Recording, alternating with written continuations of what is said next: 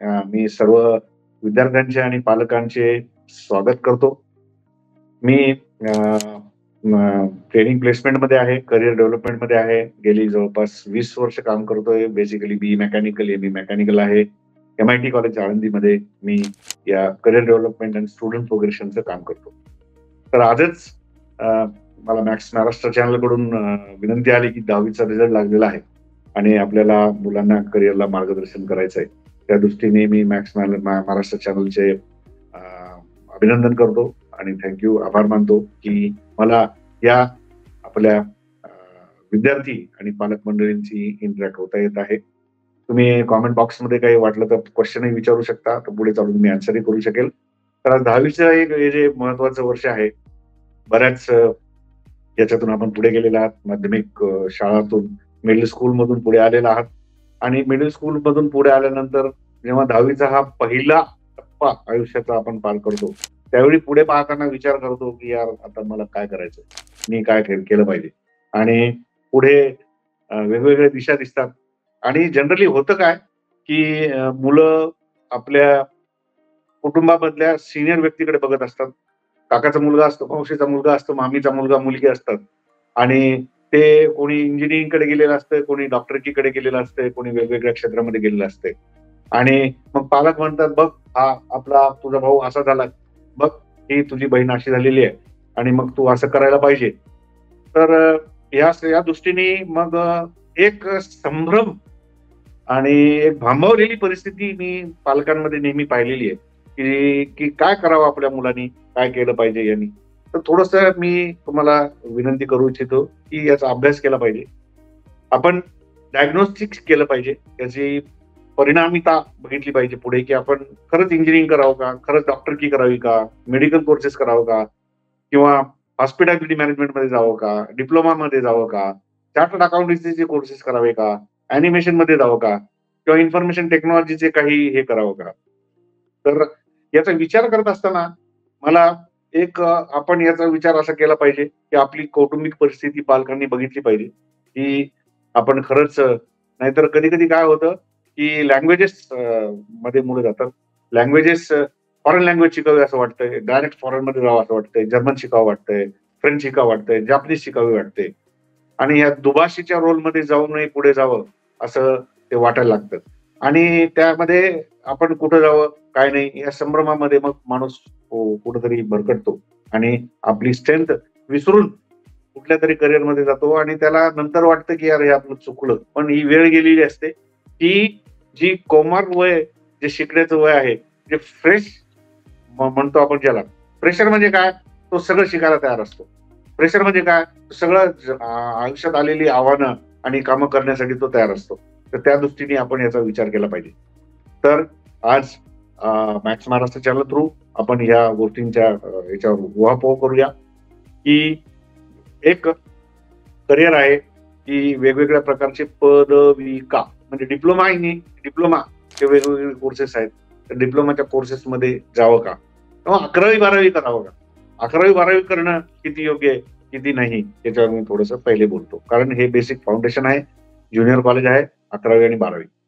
तर ज्या ज्या ज्या स्कूलमध्ये, मिडल स्कूलमध्ये आपण सीबीएसई स्कूलमध्ये म्हणा, सेंट्रल स्कूलमध्ये म्हणा, आपण याच्यामधून शिकलेलो आहोत, त्याच्यामध्ये बेसिक्स ऑफ एज्युकेशन हे जे आहे म्हणा, लँग्वेज म्हणा, सायन्स म्हणा आणि मॅथमॅटिक्स म्हणा, याचं बेसिक नॉलेज आपल्याला मिडल स्कूलमध्ये मिळतं. तर मिडल स्कूलमध्ये मिळाल्यानंतर आपल्याला आता 11वी-12वी मध्ये जर शिकायचं असेल तर 11वी-12वी मध्ये तुम्ही विचार करा की ऍडव्हान्स मॅथमॅटिक्स थोडंसं आणि ऍडव्हान्स इंग्लिश हे कव्हर केलं जातं. सायन्सचे पण जे बेसिक्स ऑफ हे कव्हर केले जातात. तर माझं रिकमेंडेशन असं आहे की ज्याची खरंच फायनान्शियल आपत आहे करिअर करण्याची, तर फायनान्शियल कॅपॅसिटी आहे त्याने 11वी-12वी जरूर करावं. आणि काही मुलं असा विचार करतात की 11वी-12वी मला झेपणार नाही, 11वीचं इंग्लिश, 11वीचं मॅथमॅटिक्स, 12वीचं इंटिग्रेशन, डेरिव्हेशन आणि ह्या पार्शल डिफरन्शिएशन, ह्या सगळ्या गोष्टी मला झेपणार नाही. सो दे ऑप्ट म्हणजे ते त्यांची इच्छा अशी व्यक्त करतात की डिप्लोमाच्या थ्रू आपण पुढे जाऊया. इंजिनिअरिंग मध्ये सुद्धा सेकंड इयर इंजिनिअरिंग मध्ये डायरेक्ट डिप्लोमाच्या थ्रू इंजिनिअरिंग मध्ये पुढे जाता येईल. तर डिप्लोमाचा मार्ग सुद्धा हा योग्य आहे. पण लक्षात घ्या, ज्याची कॅपॅसिटी 11वी-12वी करायची त्यांनी अव्हॉइड करू नये. 11वी-12वी करूनच पुढे जावं. एक. ज्यांनी डिप्लोमा करून पुढे जायचं याची तयारी ठेवावी, की त्याचे basics of fundamentals of science आणि मॅथमॅटिक्स हे हुकतात. ते पुढे जात नाहीत. कारण डायरेक्ट सेकंड इयरला तो जातो. फर्स्ट इयरची बाकीची इंजिनिअरिंगची सब्जेक्ट्स पुढे त्याला घेता येत नाहीत. तर याच्यात तो त्याला नंतर थोडासा प्लेसमेंटला त्रास होऊ शकतो. जो डिप्लोमाच्या मार्गे जातो तो टेक्निकली स्ट्रॉंग असतो. आता हे झालं इंजिनिअरिंग बद्दल. आता आपल्या इंजिनिअरिंग आणि मेडिकल हे प्रत्येक जण करत असतं.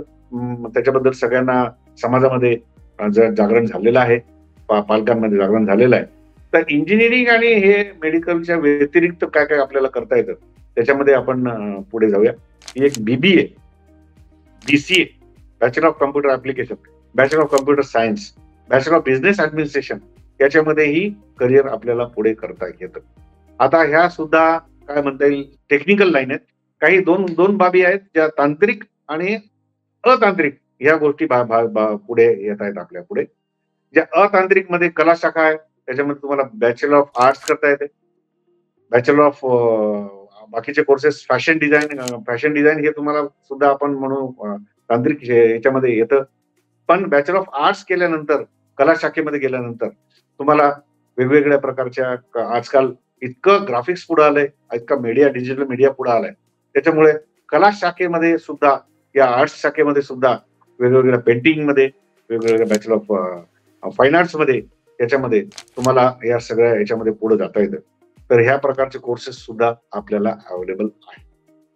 तर ह्या आर्ट्स शाखेमध्ये तर तसं पाहिलं तर त्याच्यानंतर दुसरं त्याच्यामध्ये आपण एक म्हणूया की कंपनी सेक्रेटरीचे वेगवेगळे कोर्सेस आहेत. कंपनी सेक्रेटरी म्हणा, चार्टर्ड अकाउंटन्सीचे वेगवेगळे फाउंडेशन कोर्सेस आहेत. त्याच्यामध्ये तुम्हाला म्हणजे वाणिज्य शाखेमध्ये आपल्याला फायनान्स आणि अकाउंटिंग मध्ये सुद्धा पुढे जाता येतं. तर फायनान्स अकाउंटिंग मध्ये पुढे गेल्यानंतर ही पर्टिक्युलरली ही प्रत्येकाची काही चॉईस असते, टेस्ट असते. आणि फायनान्स अकाउंटिंग मध्ये पुढे गेल्यानंतर तुमचं फायनान्स मध्ये करिअर इज अनलिमिटेड करिअर. त्या याच्यामध्ये खूप पुढे जाता येतं. तर providedly your mathematical fundamentals should be very good. Mathematics fundamentals या फायनान्स अँड अकाउंटिंग मध्ये जाण्यासाठी महत्वाची रोल बजावतात. चार्टर्ड अकाउंटन्सी मध्ये जाण्यामध्ये आणि या अकाउंटन्सी फील्डमध्ये या आपल्याला फायनान्स फील्डमध्ये कॉमर्स वाणिज्य शाखेमध्ये याचा मदत होतो. आर्ट्स शाखेबद्दल मी थोडं बहुत बोललो, कला आणि आर्ट्स शाखेमध्ये थोडं आपण बोललो. तर आता आपण बघूया bachelor of business administration. Administration म्हणजे आस्थापना व्यवस्थापन सांभाळणे. आणि बॅचलर ऑफ बिझनेस ऍडमिनिस्ट्रेशन करताना त्याच्यानंतर किंवा आपल्या बिझनेस ऍडमिनिस्ट्रेशनच्या या कोर्सेसमध्ये जाताना त्याच्यामध्ये आपल्याला वेगवेगळ्या प्रकारचे वेगवेगळे कोर्सेस अवेलेबल आहेत. मार्केटिंग आहे, फायनान्स आहे, HR आहे, या सगळ्या गोष्टींमध्ये आपल्याला पुढे जाता येईल. तर डिप्लोमा करणे. अजून दुसरं पाहिलं तर पॅरामेडिकल कोर्सेस आता पुढे आले. पॅरामेडिकल कोर्सेसमध्ये मेडिकल न करता आपण पॅरामेडिकल मध्ये जसं फिजिओथेरपीची वेगवेगळी कोर्सेस आहेत. फिजिओथेरपीची पॅरामेडिकल कोर्सेसमध्ये आपल्याला तुम्ही जर विचार केला तर बऱ्याच गोष्टी पुढे येतात. फिजिओथेरपी येतं, नॅचरोपॅथी येतं, वेगवेगळे क्लिनिकल स्टडीजचे वेगवेगळे कोर्सेस येतात. तर ह्या आपण करण्यामध्ये पुढे जाऊ शकतो. तर ह्या मेडिकल कोर्सेसमध्ये सुद्धा तंत्रशाखा येते. त्याच्यामध्ये सुद्धा तांत्रिक एज्युकेशन येतं. लक्षात घ्या, तांत्रिक एज्युकेशन मध्ये तंत्रशाखेमध्ये जास्त पैसा आहे, कारण टेक्नॉलॉजीच पुढे जात आहे. आपली कला शाखा, वाणिज्य शाखा ही पुढे जाते आहे, पण पुढे जाण्याचा डेव्हलपमेंट ग्रोथ रेट हा तंत्रशाखेचा, टेक्निकल शाखेचा जास्त आहे. या दृष्टीने या सगळ्या गोष्टींमध्ये विचार केला पाहिजे. बॅचलर ऑफ बिझनेस ऍडमिनिस्ट्रेशन मध्ये तुम्ही म्हणलं की मार्केटिंग पुढे आहे, ऍडमिनिस्ट्रेशन पुढे आहे आणि HR पुढे आहे, फायनान्स पुढे आहे, प्लस BBA मध्ये अकाउंटिंगही तुम्हाला करता येतं. तर याच्यामध्ये पुढे जाता येतं. पॅरामेडिकल कोर्सेस मध्ये नर्सिंग आहे, आहे. परत तुम्हाला मी सांगितलं की आपल्याला फिजिओथेरपी मध्ये बऱ्यापैकी हे नॅचरोपॅथी आणि फिजिओथेरपी या सगळ्या गोष्टींमध्ये आपल्याला पुढे जाता येतं. तर अशा प्रकारचे वेगवेगळे आता फॅशन डिझाईन या गोष्टींबद्दल आपण बोलूया. तर फॅशन डिझाईन मध्ये आजकाल बऱ्यापैकी हे क्षेत्र पुढे येते, कारण प्रत्येकाला मीडिया पुढे आल्यामुळे, प्रत्येकाजवळ मोबाईल फोन हातामध्ये आल्यामुळे, प्लस तो मोबाईल फोनवर आपलं रूपरेखा कशी असावी आणि आपण कसं दिसावं या व्यक्तिरेखा, रूपरेखा याच्यामध्ये एक आपण लुक हे बऱ्यापैकी पुढे येतोय. आणि त्याच्यामुळे आपण ह्या सोशल मीडियामुळे जेव्हा वावरताना तेव्हा आपण प्रोफाईल बनवतो, तर त्याच्यामध्ये फॅशन डिझाईन हा बऱ्यापैकी एक रोल प्ले करतोय, की कशा प्रकारे आपल्याला दिसलं पाहिजे, कशा प्रकारचं आपण असलं पाहिजे. त्या फॅशन डिझाईनमध्ये बऱ्यापैकी करिअर आपल्याला करता येतं. चार्टर्ड अकाउंटन्सी झालं, मार्केटिंग, बिझनेस ॲडमिनिस्ट्रेशन झालं. आता आपण थोडंसं विचार करूया ॲनिमेशन. एआय-एम-एल, आर्टिफिशियल इंटेलिजन्स आणि मशीन लर्निंग पुढे आलंय. त्याच्यामध्ये बऱ्यापैकी ॲनिमेशनचा भाग वापरला जातो. सोशल मीडियामध्ये सगळ्या ठिकाणी ॲनिमेशनचा भाग वापरला जातो. तर ॲनिमेशनची जी मी बरंच म्हणतोय, काही म्हणता येईल, काही शहर आपण बघू, tier 1 city, tier 2 city, tier 3 city. तर ह्या ज्या बाकीच्या सिटीजमध्ये आहे, की त्यांना तुम्हाला तिथंच राहून आपल्या कुटुंबाची काळजी घेऊन नोकरी करायची आहे. तुम्हाला घर मेट्रो सिटीजमध्ये जाऊन करिअर करायची इच्छा नाहीये किंवा आपलं होत नाहीये त्याच्यामुळे. त्याच्यामध्ये ह्या मग तुम्ही ॲनिमेशन या कोर्सेसमध्ये पुढे येऊ शकता. ज्याच्यामध्ये आपली क्रिएटिव्हिटी ही वापरल्या जाते आणि ॲनिमेशन ह्या फील्डमध्ये त्याच्यामध्ये त्याचं त्यांनी काम म्हणजे हुनर आहे आणि कला आहे ती वापरल्या गेली तर ॲनिमेशनमध्ये आपल्याला सुद्धा करिअर करता येतं. पॅरामेडिकल कोर्सेस सुद्धा तुम्हाला ह्या कुठल्याही दुसऱ्या टियर 2 आणि टियर 3 सिटीमध्ये जाऊन करता येते. आता अजून एक फील्ड आलेलं आहे रिटेल मॅनेजमेंट. रिटेल मॅनेजमेंटमध्ये जसं Amazon आहे म्हणा, काय म्हणा, ज्या काही मोठ्या-मोठ्या वेबसाईट्स आहेत ज्याच्यामध्ये रिटेल मॅनेजमेंटचं काम चाललं जातंय. त्याच्यामध्ये तुम्ही बॅकएंडला प्रोसेसमध्ये काम करू शकता, लॉजिस्टिकमध्ये काम करू शकता. त्याच्यामध्ये तुमचं basics of language should be good. English तुमचं चांगलं पाहिजे. त्याचं तुमचं बोलण्याची कला चांगली पाहिजे, तत्परता पाहिजे आणि नॉलेज हे टेक्निकल थोडं बहुत असलं तरी चालतं. पण इंग्लिश चांगलं असलं की रिटेल मॅनेजमेंटमध्ये तुम्हाला काम करता येतं. रिटेल मॅनेजमेंटमध्ये तसं पाहिलं तर ह्या सगळ्या मोठ्या-मोठ्या मॉल्समध्ये वेगवेगळ्या ठिकाणी करिअर अपॉर्च्युनिटी पुढे करिअर करून या रिटेल मॅनेजमेंट कोर्स करून तुम्हाला करिअर पुढे करता येतं. ज्याच्यामध्ये ट्रेडिंग हा मेजर बिझनेस असतो. त्याच्यामध्ये ट्रेडिंग हा बिझनेस ऑनलाईन असतो, ऑफलाईन सुद्धा असतो. तर त्याच्यात खूप अशा प्रकारचं करिअर करता येतं. आता कला शाखेमध्ये अजून जसं आपण फॅशन टेक्नॉलॉजी ती बघितली, तर त्याच्यात एक इंटेरियर डिझाइन आणि डेकोरेशन हे पण खूप पुढे आलेलं आहे. प्रत्येकाला आता भारत डेव्हलप होतोय, प्रत्येकाजवळ आपला पैसा आलेला आहे आणि मिनिमम रिक्वायरमेंट ही भारतीय कुटुंबाची आपलं घर असणं गरजेचं आहे. आपलं दुकान किंवा काय जे काही शोरूम असेल ते गरजेचं आहे. तर ह्या असलेल्या त्याच्या अन्न, वस्त्र, निवारा. तर निवाऱ्यामध्ये हे घर चांगलं इंटिरियर डिझाइन कसं करता येईल, आपल्याला ते करता येईल. त्याच्यासाठी सगळ्यांनी आपल्या घराचं डिझाइन बनवणं चालू केलेलं आहे. त्यांनी आपले छान टुमदार घरं बनवत आहेत. त्याच्यामुळे इंटिरियर डिझाइनमध्ये जी डिप्लोमाची कोर्सेस आहेत, ही सुद्धा तंत्रशाखेमध्येच येतात आणि त्याच्यामध्ये वेगवेगळ्या प्रकारची आपल्याला चांगलं करिअर करता येतं. तर माझं असं म्हणणं आहे, की तंत्रशाखेमध्ये तुम्ही जेवढं जास्त जाल, तेवढं पुढे जाता येते. कला शाखेमध्ये थोडेसे लिमिटेड अपॉर्च्युनिटीज आहेत. अकाउंटन्सी आणि फायनान्स वाणिज्य शाखांमध्ये अकाउंट चांगले आहेत, पण ग्रोथ ही लिमिटेड आहे. तर ह्या प्रत्येकाचा डिटेलमध्ये अभ्यास करावा. आपल्याला वेगवेगळ्या प्रकारच्या असेसमेंट एजन्सी झालेल्या आहेत. जे पालक आपल्या सुजाण पालक असेसमेंट एजन्सीच्या थ्रू डायग्नोस्टिक टेस्ट कंडक्ट करून आपण कल बघूया.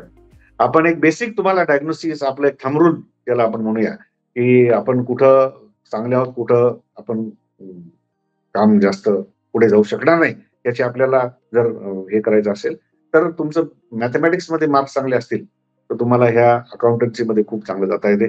तंत्रशाखेमध्ये पुढे जाता येते आणि तुमचं जर हिस्ट्रीमध्ये चांगले मार्क्स आहेत, लँग्वेजेसमध्ये चांगली मार्क आहेत, तर ह्या कला शाखेमध्ये तुम्हाला जास्त हे पुढे जाता येते. तर ह्या दृष्टीने या सगळ्या यांचा विचार केला पाहिजे. डायग्नोस्टिक टेस्टचा आधार घ्यावा, पण कुठलाही निर्णय घेताना पालकांचा जास्त प्रेशर नसावं. मुलांचा इंटरेस्ट ही पहिली आपली प्रेफरन्स असावा. या दृष्टीने माझं एक तुम्हाला एक सल्ला राहील ॲज ए समुपदेशक, करिअर काउन्सिलर. मी आतापर्यंत 15,000 ते 20,000 विद्यार्थ्यांना जॉब लावलेली आहे. मी ह्या फील्डमध्ये जवळपास 20 वर्षापासून आहे याच्यामध्ये आणि सगळ्या ठिकाणी सगळ्या मीडियामध्ये तुम्ही माझी माहिती घेऊ शकता. तर ह्या दृष्टीने तुम्ही विचार करून प्रेशर घेऊ नका. एक भाग. दुसरा भाग, कोणीतरी सांगतंय म्हणून जाणं. काय होतंय, मी सुद्धा हे माझ्या आयुष्यामध्ये हे केलेलं आहे. यांनी सांगितलं म्हणून हे करून बघितलं, ते करून बघितलं, की 6 महिन्यातच आपल्याला कळतं, की आपल्याला याचा इंटरेस्ट नाही. तर त्याच्यामुळे आपल्या इंटरेस्ट असलेल्या, आनंद मिळणाऱ्या क्षेत्रामध्ये करिअर पुढे करून 10वी नंतर आपण आपली दिशा, आयुष्याची दिशा ठरवणं गरजेचं आहे. तर आपण असं मॅक्स महाराष्ट्र चॅनलवर या वेगवेगळ्या फील्डवर आपण मार्गदर्शन करत राहणार आहोत. तुम्ही पण कमेंट बॉक्समध्ये हे टाकून सगळं प्रश्न विचारू शकता. त्याचे आपण मॅक्सिमम उत्तर देण्याचा प्रयत्न करूया आणि ट्यून इन राहूया मॅक्स महाराष्ट्र चॅनलसाठी. आत्तासाठी एवढंच आपण बोलूया आणि एवढं बोलून मी माझे अ, भाष्य संपवतो. नमस्कार. Thank you. Thank you very much.